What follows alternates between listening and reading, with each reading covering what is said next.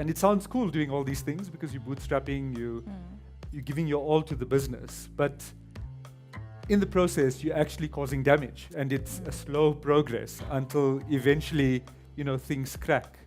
So take us through that mentality. And there is the reality that you're not only responsible for your own livelihood, but the livelihoods of so many people who depend on you.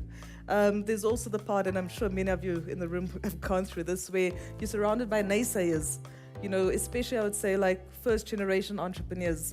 Like, why don't you just go get a job? Like people know what your market rate is in corporate, and you're out here hustling. It just does not make rational sense to most people. So you always have negative messaging.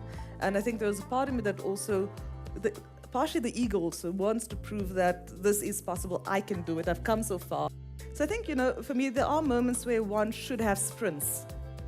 But you can't always sprint, So what I am trying to learn at the moment, and it's a practice, I'm still not there, is to treat things like a marathon. If you want a long-term, viable, sustainable growth business, that is a marathon. It's not going to happen overnight within 6 to 12 months. One has to make time for yourself, breathing space. So what I am trying to get back to is the discipline of like not having big holidays, disappearing for 2 weeks or a week, but taking that long weekend, like every 6 weeks, if it is possible, just taking a day off, just doing whatever. It could be a pajama day, it could be out walking in nature.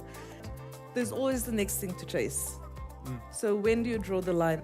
What are some of the practical things that you can share with the audience around, what not to do, but also, what you should be doing more of? Yeah, so I think the one is like having an identity beyond your venture. I think, we take it so personally, it consumes all of who we are, that we forget that there are far more facets to us than that. Next one is around mind your ego. So in my context specifically, it's easy to get caught up when you start getting a lot of media attention, when you start winning awards. And sometimes you may not call it ego, because it's also nice to get the affirmation. Like, we work really hard, we don't get the recognition, so it is nice as well. But just kind of like being mindful of that and like the overexposure. Society wants superheroes. You don't need to buy into it. Society wants of what you're doing, especially when you're pioneering. Yeah.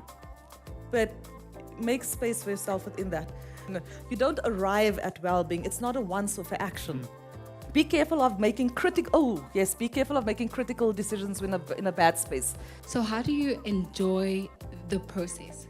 Because all of us are fixated on achieving, getting this, getting that, but obviously there's a process to getting all of that.